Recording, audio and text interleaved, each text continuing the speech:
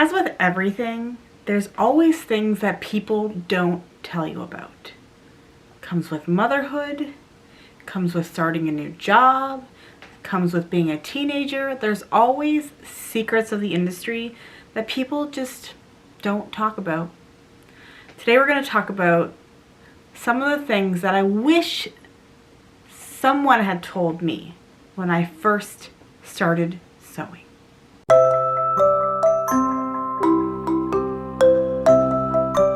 Not overcome. I know I have over the years. I know I had a mental block about zippers. I thought that they were too hard. I was too afraid to attempt them, and it took me a long time to actually sew a zipper because I just created this artificial reality that zippers were hard, and if I tried to do it, I would fail, and I just didn't want to confront that if I did fail. When I finally got the courage to sew a zipper in, I realized how silly that was and how many years I had wasted basically running the opposite direction every time I saw a zipper. And it's so silly, but it's so true. So I'm going to go over some things that I wish someone had told me when I began sewing. And I was taught by my mom, and I don't know if it is, I don't know what it is, but I wasn't told everything, and I wish I was told everything. I've been sewing for 30 plus years now, and hopefully if you're just new to your sewing journey, that some of my wisdom can help you. Okay, so the first thing I wish that somebody had told me before I started sewing was to start with simple projects. Now, I don't know if my mom thought that just diving in and going to the store and buying a garment pattern and coming home would just throw me into sewing so fast and so hard, just to learn it all at one time would help to encourage me, but it actually did the opposite and made me less confident and more insecure. And I thought that if I can't do this, then I can't do other things. So I put it down, because making a shirt with facings and interfacing, when I've never done any of that in my whole entire life, was very intimidating. Like, I honestly remember I never finished that shirt. Like, I never did, because it was just so, it was a ridiculous project to start with. It really was. But starting with small projects, like the ones that I have on my YouTube channel, like a pillowcase or a bookmark or a trivet, or, you know, just small items. Like my newest tutorial, it's just a little cat toy. It's a rectangle piece of fabric. It's so simple and easy, and that is a great beginner project, because when you do those little projects and you succeed, you gain confidence to move forward, to learn more things, and to get more and more advanced. So don't go crazy and don't shoot for the stars right off the bat. There's a lot of things coming at you. How to use your sewing machine, the tools. You might not have all the tools that you're ready for, so you need to start creating your sort of tool kit. The fabrics, you might not have the right fabrics. You might not have the education for interfacings and things. So just start off really, really small. Now, touching on the tools, invest in good tools, because sewing tools, if you spend a little bit more money, you could have those tools for a really long time, such as my rotary cutter. I have had that one for years and years. Those will last forever. Of course, you have to change out the blade, but as long as you get a good sturdy rotary cutter the first time, that should take you for at least a decade. So if it's not going to fit in the budget, then maybe ask for it for Christmas, you know, put it on your birthday list, or just save up your money for that one really good rotary cutter or really good pair of sewing shears that you put a lock on and you make sure nobody steals them and cuts paper or anything else with them. So you might not have all the money in the world if you're just starting your sewing journey, but just remember that buying those quality tools when you can will mean that you don't have to repurchase things. You know how many pairs of scissors I've gone through in my life because I bought the cheap ones. Buy the good ones and they will last you a lifetime. They really will. You can, if you get really good shears, you can go have them professionally sharpened. Or like me, I actually went out and bought a sharpener, like a electronic sharpener, and I can sharpen my own scissors. It's a little much, but it's true. Like, you can do that, and you know, and then like I said, that will last literally a lifetime. Okay, so the next one is when you're sewing something for the first time, it is usually not recommended that you go and use that brand new fabric that you just purchased at the store. Now, we know it's beautiful and we're excited to cut into it, but if you are just beginning with that project, taking something like an old bed sheet and making that project with the old bed sheet to make sure that it actually works or that you know what you're doing will help you not waste your brand new good fabric. Fabric is not cheap. So going out and, you know, heading to the thrift shop, getting maybe some thrifted fabric or thrifted bed sheets or just whatever you can find. Even curtains are a good option. And then you don't feel bad when you cut those up, test out the project. If it's good, then you can go ahead and cut into your brand new beautiful fabric, and you will be so much happier when you succeed with your new fabric rather than having to throw that brand new fabric into the trash because, you know, maybe you had to change something, maybe you didn't do it right, or maybe you skipped a step by accident. You know, you always want to make sure. Same with your clothing. If you're going to be doing garment making and you're going to do patterns, those patterns might not work for your body. So if you cut out your fabric and realize, oh no, I need a bust adjustment, that whole piece of fabric that you just cut out is garbage. You can't add fabric into a pattern piece. You can take it away, but you can't add it. So make sure that if you're doing clothing especially, sew up a toile with scrap fabric first. Now in 2024, it might not be as common to have an iron in the house. At one time, an iron was a staple appliance in the home. Just like a toaster, just like an oven, everybody had an iron and an ironing board. That was just what everybody had. But the clothes then were actually better fabric, so that fabric actually wrinkled, so you had to press everything. Now, when you're sewing, pressing is very important. So you might have to go out and buy an iron if you haven't already, and go out and get an ironing board. I actually saw one on the side of the road not that long ago. So, I mean, people are just giving them away. If not, I do have a tutorial on how to make your own ironing board with just a piece of wood. I mean, that's what I use on my tabletop. It's much easier. If you're doing larger pieces of fabric, getting an ironing board is probably ideal. But if you're doing small projects, then getting or making a little ironing board to put on your table is perfect and far cheaper than having to go out and buy. Especially if you can find a piece of wood in the garage or something. There's always scrap wood hanging around somewhere at somebody's house. So iron everything, because ironing will help you to be more precise, to make sure that everything is pressed and beautiful, and you can align your presser foot with the edge of your fabric. It's really, truly important. Every step you take, you should iron, unless it's a fabric that doesn't like to be ironed. But if you're making small projects out of cotton fabric, every time you do anything, press. Press and iron. Press. So I have recently gotten into pattern making and pattern drafting. I haven't been into garments my whole life. I did some when I was younger, but like I said, it was a mistake and I wasn't ready and it scared me to death.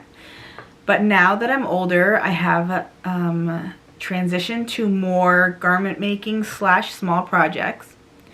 Now with garment making comes patterns, paper patterns, tissue patterns like McCall's or Vogue, the ones that are in the stores, PDF patterns that you can download online, and then you print them out into your 8.5 by 11 sheets of paper and then tape together. Now, because I've learned things along the way, I can spot mistakes in sewing patterns. But under the untrained eye, you might think, well, I'm just dumb. Like, I obviously can't understand this. There's obviously something wrong with me. When a trained eye would look at that pattern and be like, oh no, there's a mistake in that pattern. And that's why it's not connecting the dots in your mind. And that happens all the time. So if you have a friend or a mentor and you're sewing a pattern and things don't seem to go right in your mind, seek that mentorship and ask questions. Because in our minds, we're thinking, why would there be a mistake in this pattern? It has been thoroughly vetted. It has been tested by people. Not all patterns have been tested. That is actually the truth of the matter, is that not all patterns have been tested by a human. There is so many softwares out there that claim to kind of just know how to make it for the human body because they have all this technology built into it, but no. And there's one brand, one very popular brand, that sells patterns through a projector system, and some of those patterns have not been tested by humans, and that's terrifying. So just remember that if you are doing any sort of paper patterns or tissue patterns or projector files, just be mindful if things aren't working well. It could be because there's an error in the pattern. I had too much faith in humanity, I think, to not believe that could be possibly true. It's not good. Okay, this one's really important, but you need to learn basic sewing machine maintenance. I don't think I ever cleaned my sewing machines. I didn't even know that was something I should have done. I didn't know that. I guess I just, the first time I realized that I had to maintain my sewing machine was when I started to sew with fleece. And fleece is fluffy and pilly, and it gets all down in the parts, and it's really bad. And it happens fast when you're working with fleece. And I think that was the first time where like things started gumming up, and I was like, what is going on in my machine? I opened it up and there had been years of filth inside that machine, and it just got way worse because I was sewing with fleece at the time. So, you know, nowadays in 2024, the odds of you finding a video that can show you how to like clean your machine are very high. And you can learn how to just quickly, you know, with a couple brushes and a tiny little vacuum, to just clean it out ever so often. All that stuff in there can get stuck in your feed dogs, which means that the feed dogs aren't pushing your fabric along well. If you have a drop-in bobbin, your bobbin holder might not start working properly. It also can be brought up with the bobbin thread. Like there's so many complications that can come with not cleaning your machine on a regular basis, and it's really important. And with that being said, of course, you need to change your needle. I think I went years without changing my needle, and if you hear a punching sound where the needle is just like punching your fabric and you're just like, it must be the fabric because it's just like, it's super thick fabric when it's only like cotton fabric. Oh, no. It is because your needle is super dull, and it doesn't take much. They say you should change your needle every 10 hours of sewing. So that is straight sewing. But they also say that maybe changing your needle for every project is also wise. It depends on the fabric that you're using, of course. There are several different types of needles also. So if you're doing a thicker project, you might want to bump up to a jean needle. If you're doing cotton, you want to come down to a, you know, a thinner or smaller needle that's more universal. If you're doing any knits, you might want to switch over to a ballpoint needle. There are many different reasons why you need to change your needles, but for one thing, it's definitely because they dull real fast. Okay, so the next thing is that if you are getting into garment making, everybody's different. It will not fit you right out of the package. When you make that pattern, it is drafted for somebody who most commonly will be 5'5". Maybe be a B cup if you are a full-grown woman. So investing in literature to help you to be able to adjust patterns is really important.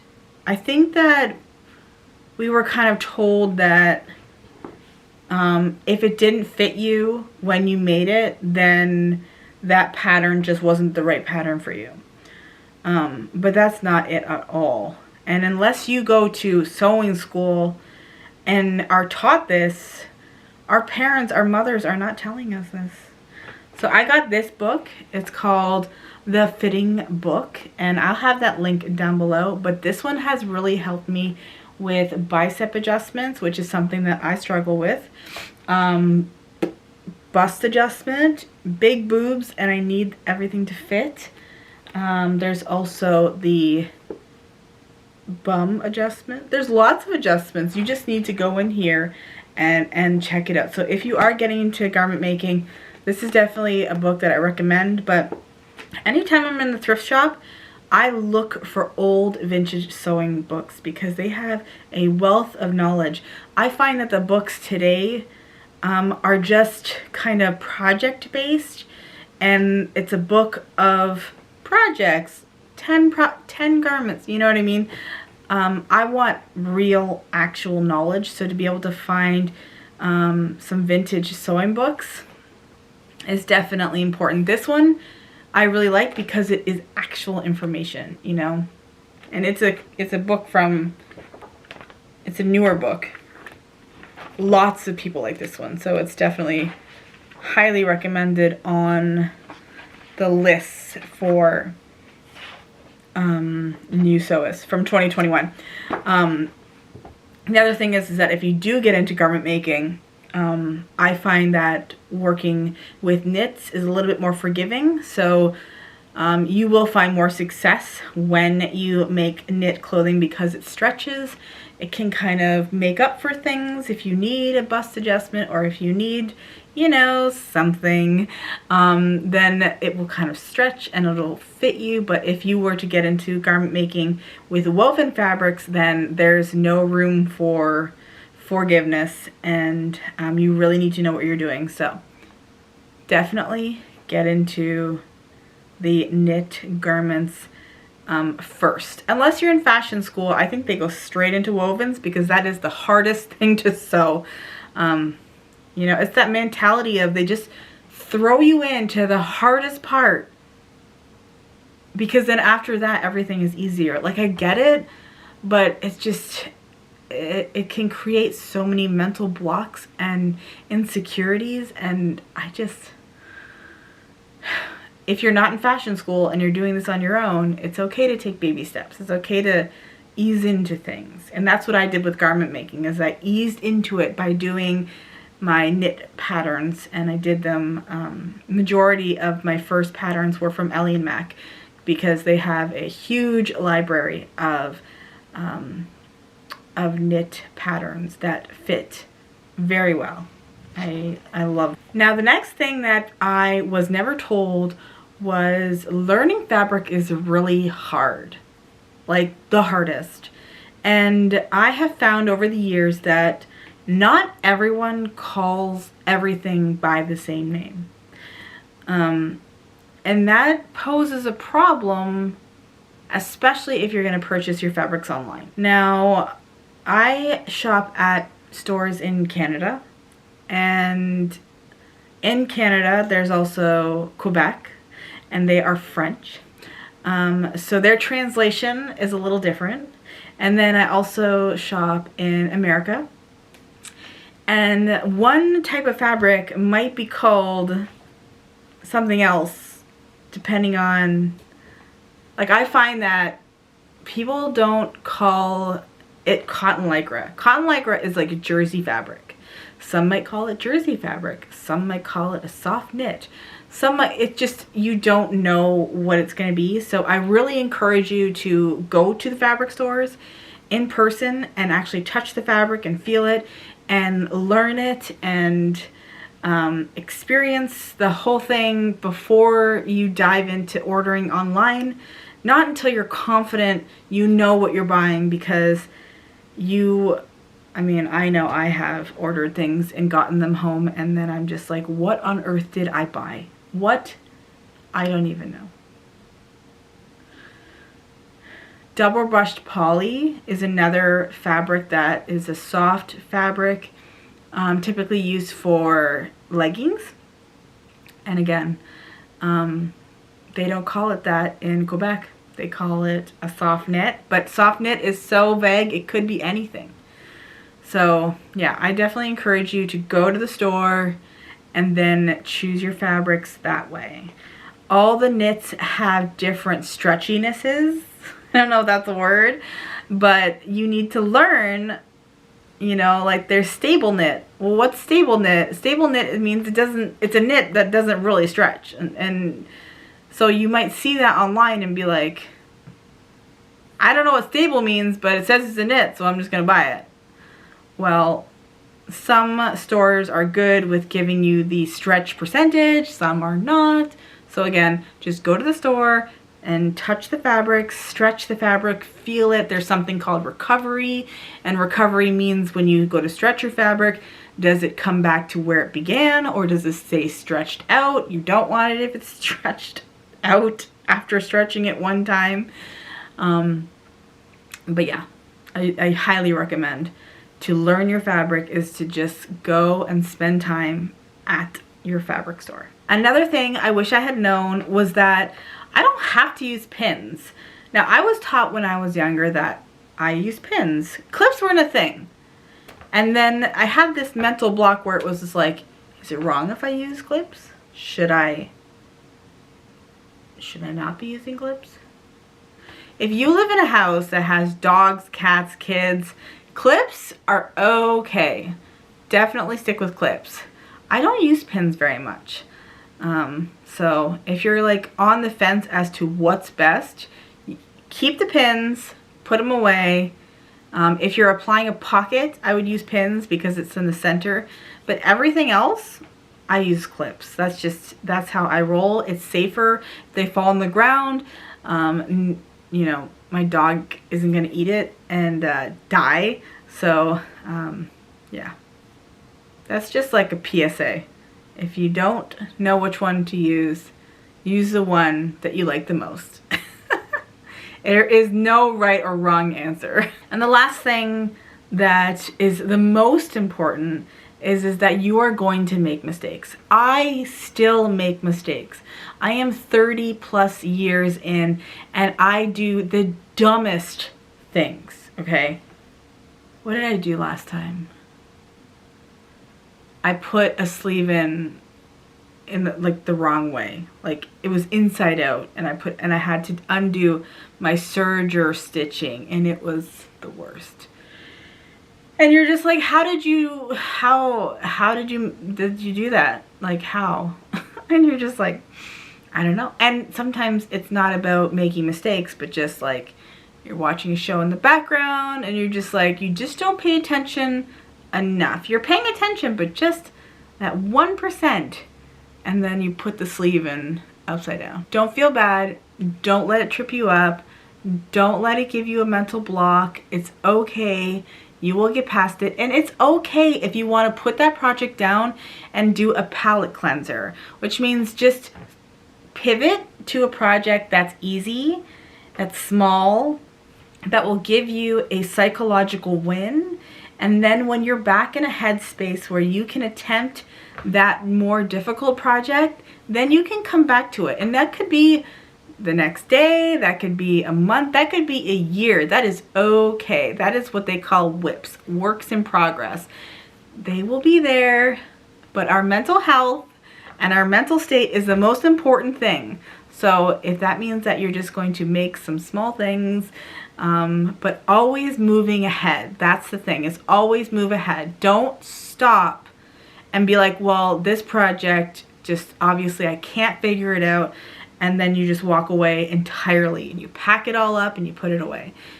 Don't do that, okay? And the only reason why I say that is because as a sewist, I find so much fulfillment in sewing for myself and for others as gifts, all the things, that I know that this is a fulfilling journey for you, and I know that you'll get there. You know, you just got to keep plugging away. Don't feel bad. And if that project isn't bringing you joy, just like Marie Kondo, if it's not bringing you joy, you just throw it out. Just release it. You know what I mean? Don't make it make you feel bad. You don't want to give that whip power over you. You know what I mean? I wish that someone had told me that it's okay if you don't finish the project. But it's even better if you move on and you go to the next one. So I hope that some of these helped you. I hope they're encouraging to you. And if you have any questions, don't hesitate to ask in the comment section below. And one last thing, I just want to say good luck to you if you are on this new sewing journey. Sometimes I wish I could go back and do it all over again, knowing what I know now, because I just would be so much less hard on myself. I would give myself so much more grace if I could go back in time. And that's what I'm doing now, is I'm giving you the gift of grace. Just don't be hard on yourself. It's okay. You're gonna figure it out, and you're gonna do great, and it's gonna be wonderful, and I'm excited for you, and I will see you in the next video. Bye guys.